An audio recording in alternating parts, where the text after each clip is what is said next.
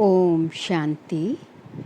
आज 17 जून 2024। आज की श्रेयवाणी की मुख्य पंक्तियाँ हैं। मीठे बच्चे, याद और पढ़ाई से ही डबल ताज मिलेगा। याद और पढ़ाई से ही डबल ताज मिलेगा। इसलिए अपनी एम ऑब्जेक्ट को सामने रख देवी गुण धारण करो। प्रश्न है, विश्व रचयिता बाप तुम बच्चों की कौन सी खिदमत करते हैं? उत्तर है, बच्चों को बेहद का वर्षा दे सुखी बनाना ये खिदमत है। बाप जैसे निष्काम सेवा कोई कर नहीं सकता। बेहद का बाप किराए पर तख्त लेकर तुम्हें विश्व का तख्त नशीन बना देते हैं।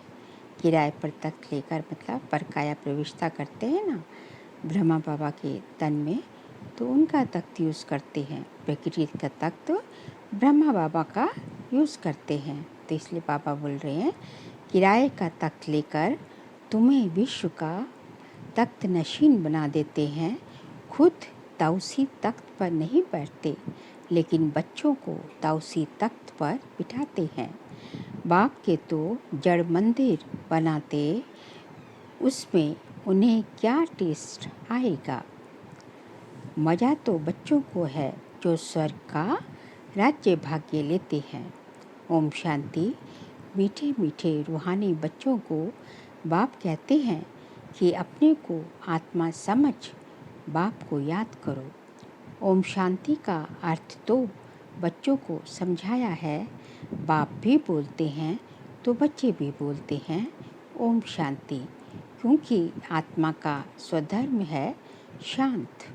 तुम अब जान गए हो कि हम शांति धाम से यहाँ आते हैं। पहले पहले सुखधाम में, फिर 84 पुनर्जन्म लेते लेते दुखधाम में आते हैं। ये तो याद है ना, बच्चे 84 जन्म लेते जीवात्मा बनते हैं। बाप जीवात्मा नहीं बनते हैं। कहते हैं मैं टेम्परेरी इनका आधार लेता हूँ। नहीं तो पढ़ाएंगे कैसे? बच्चों को घड़ी घड़ी कैसे कहेंगे कि मन मना भाव, अपनी राजाई को याद करो। इसको कहा जाता है सेकंड में विश्व की राजाई। बेहद का बाप है ना, तो ज़रूर बेहद की खुशी, बेहद का वर्षा ही देंगे। बाप बहुत सहज रास्ता बताते हैं। कहते हैं अब इस दुखधाम को बुद्धि से निकाल दो। जो नई दुनिया स्वर्ग स्थापन कर रहे हैं, उनका मालिक बनने लिए मुझे याद करो तो तुम्हारे पाप कट जाएंगे। तुम फिर से सतो प्रधान बन जाएंगे। इसको कहा जाता है सहज याद। जैसे बच्चे लौकिक बाप को कितना सहज याद करते हैं, वैसे तुम बच्चों को बेहद के बाप को याद करना है। बाप ही दुख से निकाल सुखधाम में ले जाते हैं। वहाँ दुख का नामो निशान नहीं। बहुत सहज बात कहते हैं। अपने शांतिधाम को याद करो। जो बाप का घर वो तुम्हारा घर है। और नई दुनिया को याद करो, वह तुम्हारी राजधानी है। बाप तुम बच्चों की कितनी निष्काम सेवा करते हैं। तुम बच्चों को सुखी कर फिर वानप्रस्थ परमधाम में बैठ जाते हैं। तुम भी परमधाम के वासी हो। उसको निर्वाण धाम वानप्रस्थ भी कहा जाता है। बाबा आते हैं बच्चों की खिदमत करने, अर्थात वर्षा देने। ये खुद भी बाप से वर्षा लेते हैं। शिव बाबा तो है ऊंचते ऊंच, भगवान शिव के मंदिर भी हैं। उनका कोई बाप व टीचर नहीं है। सारे सृष्टि के आदि मध्य अंत का ज्ञान उनके पास है। कहाँ से आया? क्या कोई वेद शास्त्र आदि पढ़े? नहीं। बाप तो है ज्ञान का सागर। सुख शांति का सागर। बाप की महिमा और देवी गुणों वाले मनुष्य की महिमा में फर्क है। तुम देवी गुण धारण कर ये देवता बनते हो। पहले आसुरी गुण थे। असुर से देवता बनाना ये तो बाप का ही काम है।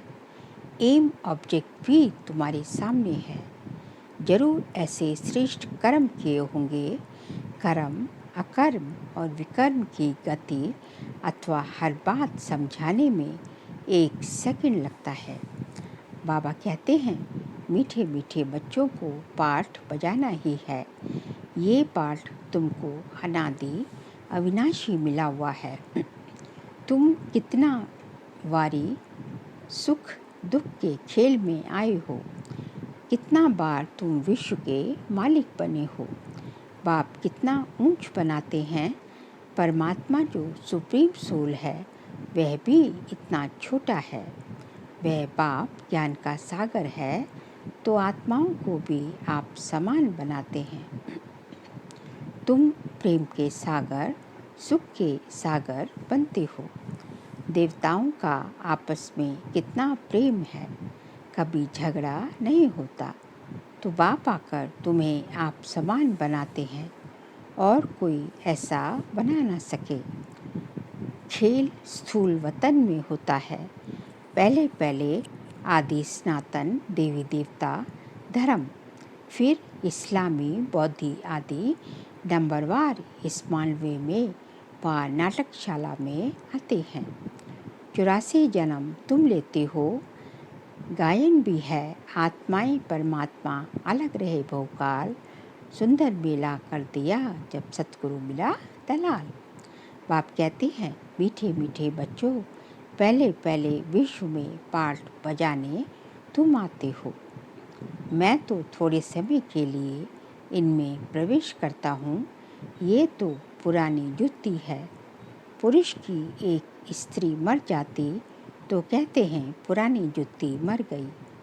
फिर नहीं लेते हैं। ये भी पुराना तन है ना। 84 जन्मों का चक्र लगाया है। तत्वम तो मैं जाकर इस रथ का आधार लेता हूँ। पावन दुनिया में तो कभी मैं आता ही नहीं। तुम पतित हो, मुझे बुलाते हो कि आकर पावन बनाओ। आखिरी तुम्हारी याद फलीभूत होगी ना। जब पुरानी दुनिया खत्म होने का समय होता है तब मैं आता हूँ। ब्रह्मा द्वारा स्थापना, ब्रह्मा द्वारा अर्थात ब्राह्मणों द्वारा। पहले चोटी ब्राह्मण, फिर क्षत्रिय, वैश्य, शूद्र तो बाजुली खेलती हो। अब देह अभिमान छोड़ देही अभिमानी बनना है। तुम 84 जन्म लेते हो। मैं तो एक ही बार सिर्फ इस तन का लोन लेता हूँ, किराए पर लेता हूँ। हम इस मकान के मालिक नहीं हैं। इनको तो फिर भी हम छोड़ देंगे। किराया तो देना पड़ता है ना। बाप भी कहते हैं मैं मकान का किराया देता हूँ। बेहद का बाप है, कुछ तो किराया देते होंगे ना। ये तख्त लेते हैं तुमको समझाने के लिए। ऐसा समझाते हैं जो तुम भी विश्व के तख्त नशीन बन जाते हो। खुद कहते हैं मैं नहीं बनता तख्त नशीन, अर्थात तौसी तख्त पर बिठाते हैं। शिव बाबा की याद में ही सोमनाथ का मंदिर बनाया है। बाबा कहते हैं इससे मुझे क्या टेस्ट आएगी। जड़ पुतला रख देते हैं। मज़ा तो तुम बच्चों को स्वर्ग में है। मैं तो स्वर्ग में आता ही नहीं हूँ। फिर भक्ति मार्ग जब शुरू होता है तो ये मंदिर आदि बनाने में कितना खर्चा किया। फिर भी चोर लूट ले गए। रावण के राज्य में तुम्हारा धन दौलत आदि सब खलास हो जाता है। अभी वह तौसी तख्त है। बाप कहते हैं अभी वह तौसी तख्त है।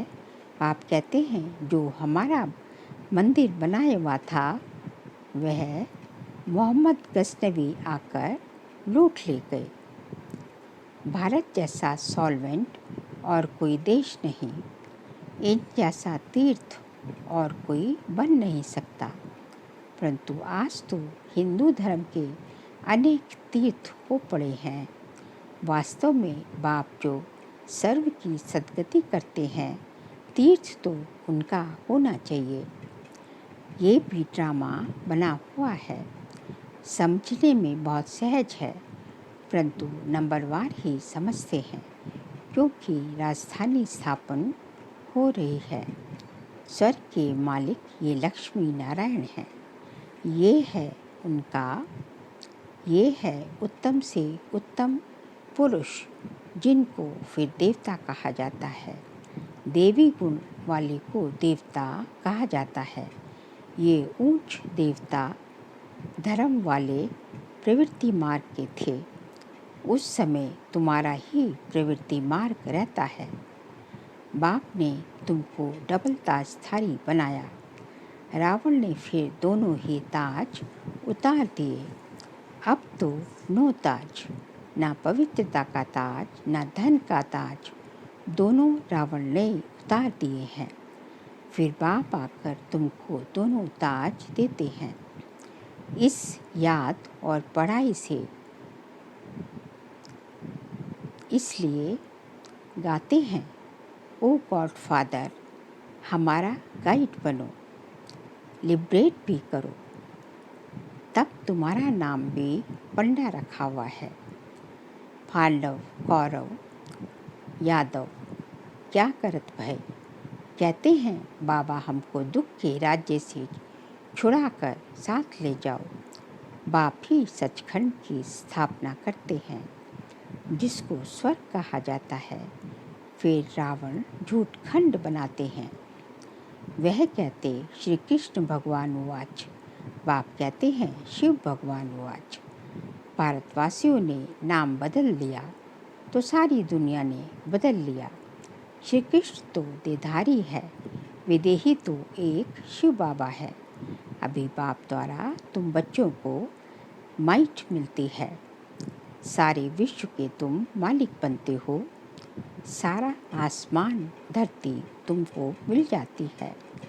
कोई की ताकत नहीं जो तुमसे छीन सके।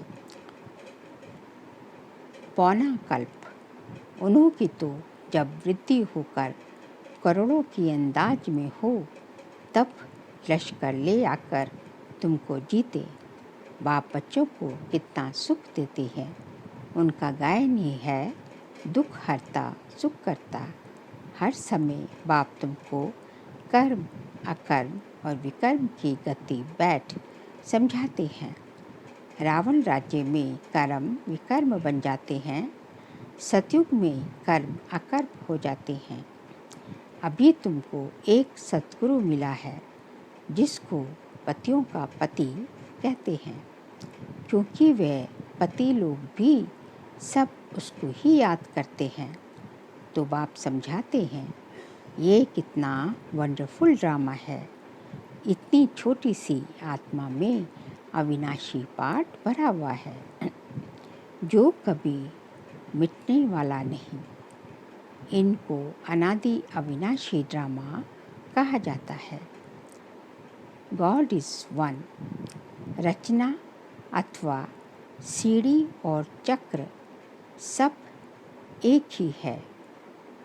ना कोई रचना को ना रचता को जानते हैं। ऋषि मुनि भी कह देते हम नहीं जानते। अभी तुम संगम पर बैठे हो, तुम्हारी माया के साथ युद्ध है। वह छोड़ती नहीं है। बच्चे कहते हैं बाबा माया का थप्पड़ लग गया। बाबा कहते हैं बच्चे की कमाई चट कर दी। तुम्हें भगवान पढ़ाते हैं तो अच्छी रीति पढ़ना चाहिए। ऐसी पढ़ाई तो फिर 5000 वर्ष बाद ही मिलेगी। अच्छा, मीठे मीठे सिखिलते बच्चों प्रति माता पिता बाप दादा का याद प्यार और गुड मॉर्निंग रूहानी बाप के रूहानी बच्चों को नमस्ते। हम रूहानी बच्चों की रूहानी बाप दादा को नमस्ते नमस्ते नमस्ते। सार के लिए पॉइंट्स हैं। इस दुखधाम से बुद्धि योग निकाल नई दुनिया स्थापन करने वाले बाप को याद करना है। सतो प्रधान बनना है। सेकंड पॉइंट, बाप समान प्रेम का सागर, शांति और सुख का सागर बनना है। कर्म अकर्म और विकर्म की गति को जाने, सदा श्रेष्ठ कर्म करने हैं। आज का बाबा का वरदान है, सदा उमंग उत्साह में रह मन से खुशी के गीत गाने वाले अविनाशी खुश नसीब भव। सदा उमंग उत्साह में रह मन से खुशी के गीत गाने वाले अविनाशी खुश नसीब भव। आप खुश नसीब बच्चे अविनाशी विधि से अविनाशी सिद्धियाँ प्राप्त करते हो। आपके मन से सदा वाह वाह की खुशी के गीत बजते रहते हैं। वाह वाह, वाह बाबा, वाह तकदीर, वाह मीठा परिवार, वाह श्रेष्ठ संगम का सुहाना समय। हर कर्म वाह वाह है, इसलिए आप अविनाशी खुश नसीब हो। आपके मन में कभी वाई आ ही नहीं सकता।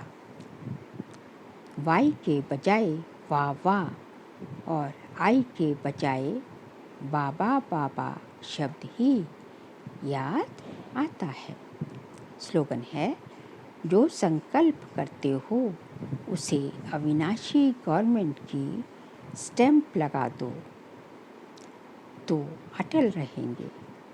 जो संकल्प करते हो उसे अविनाशी गवर्नमेंट की स्टैंप लगा दो तो अटल रहेंगे। बाबा कहते हैं, बाबा का कहने का तात्पर्य है कि जो भी आपके मन में संकल्प उठते हैं वो सब बाबा को बता दो। बाबा से सच्चाई सफाई रखोगे तो जो है हमेशा जो है अटल रहेंगे, क्योंकि बाबा को सच्चे दिल वाले ही प्यारे लगते हैं। अब आगे जो है मातेश्वरी जी के मधुर महावाक्य है, जीवन की आश पूर्ण होने का सुहावना समय। हम सभी आत्माओं की बहुत समय से ये आश थी कि जीवन में सदा सुख शांति मिले। अब बहुत जन्म की आश कब तो पूर्ण होगी ना। अब ये है हमारा अंतिम जन्म। इस अंतिम अंत के जन्म की भी अंत है। ऐसा कोई नहीं समझे मैं तो अभी छोटा हूँ। छोटे बड़े को सुख तो चाहिए ना, परंतु दुख किस चीज़ से मिलता है उसका भी पहले ज्ञान चाहिए। अब तुमको नॉलेज मिली है कि इन 5 विकारों में फंसने के कारण ये जो कर्म बंधन बना हुआ है उसको परमात्मा की याद अग्नि से ही भस्म करना है। ये है कर्म बंधन से छूटने का सहज उपाय। इस सर्वशक्तिवान बाबा को चलते फिरते श्वासोश्वास याद करो। अब ये उपाय बताने की सहायता खुद परमात्मा आकर करता है, परंतु इसमें पुरुषार्थ तो हर एक आत्मा को करना है।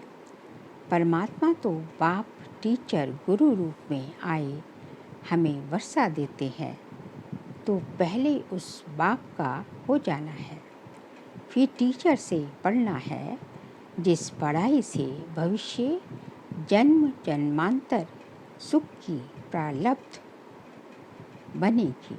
अर्थात जीवन मुक्ति पद में पुरुषार्थ अनुसार मर्तबा मिलता है और गुरु रूप में पवित्र बनाए मुक्ति देता है। तो इस राज को समझ ऐसा पुरुषार्थ करना है। यही टाइम है पुराना खाता ख़त्म कर नई जीवन बनाने का। इसी समय जितना पुरुषार्थ कर अपनी आत्मा को पवित्र बनाएंगे, उतना ही शुद्ध रिकॉर्ड भरेंगे। फिर सारा कल्प चलेगा। तो सारे कल्प का मदार इस समय की कमाई पर है। देखो, इस समय ही तुम्हें आदि मध्य अंत का ज्ञान मिलता है। हमको सो देवता बनना है और अपनी चढ़ती कला है। फिर वहाँ जाके प्रारब्ध भोगेंगे। वहाँ देवताओं को बात का पता नहीं पड़ता कि हम गिरेंगे। अगर ये पता होता कि सुख भोगना है फिर गिरना है, तो गिरने की चिंता में सुख भी भोग नहीं सकेंगे। तो ये ईश्वरीय कायदा रचा हुआ है कि मनुष्य सदा चढ़ने का पुरुषार्थ करता है, अर्थात सुख के लिए कमाई करता है। परंतु ड्रामा में आधा आधा पार्ट बना पड़ा है। जिस राज को हम जानते हैं, परंतु जिस समय सुख की बारी है तो पुरुषार्थ कर सुख लेना है। ये है पुरुषार्थ की खूबी। एक्टर का काम है एक्ट करने समय संपूर्ण खूबी से पार्ट बजाना। जो देखने वाले हेयर वाह वाह करे। इसलिए हीरो हीरोइन का पार्ट देवताओं को मिला है, जिन्हों का यादगार चित्र गाया और पूजा जाता है। निर्विकारी प्रवृत्ति में रह कमल फूल अवस्था बनाना, यही देवताओं की खूबी है। इस खूबी को भूलने से ही भारत की ऐसी दुर्दशा हुई है। अब फिर से ऐसी जीवन बनाने वाला खुद परमात्मा आया हुआ है। अब उनका हाथ पकड़ने से जीवन नैया पार हो जाएगी। अच्छा, ओम शांति।